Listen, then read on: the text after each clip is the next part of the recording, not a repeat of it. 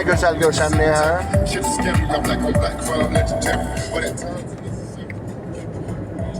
Belə bir misal var ki, deyir, oxuyun, mütaliə ilə dünya görüşü artır, özün ürəyin istəyən kitabları oxuyun.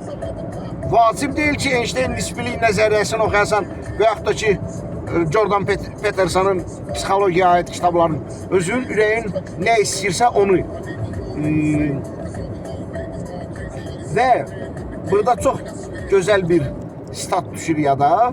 Deyir, öz üzərinizdə çalışın, intellekt səviyyənizi qaldırın ki, özünüzlə təklikdə qaldıqda belə maraqlı insanla tete-a-tet qalmış olacaqsınız.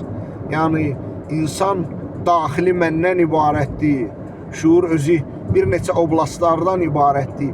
Əgər sən intellektual insansansa, Victor Hugo'dan, Shakespeare'dən, Mirzə Fətəli Axundovdan oxumusansa, sən uzaq yol gedirsən.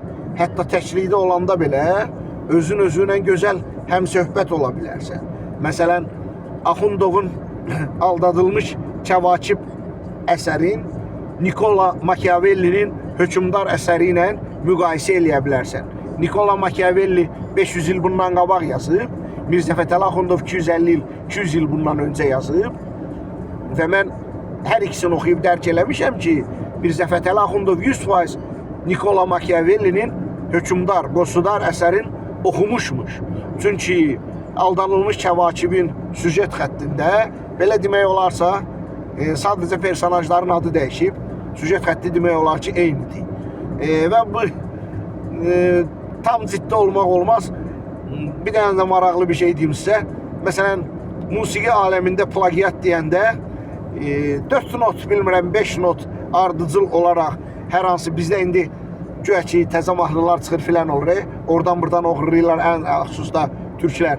Kimsə kimi məhkəməyə verəndə 4-5 not eyni ardıcılıqla, indi ola bilsin bir not səhv eləyərəm, üst-üstə düşürsə plagiat sayılır.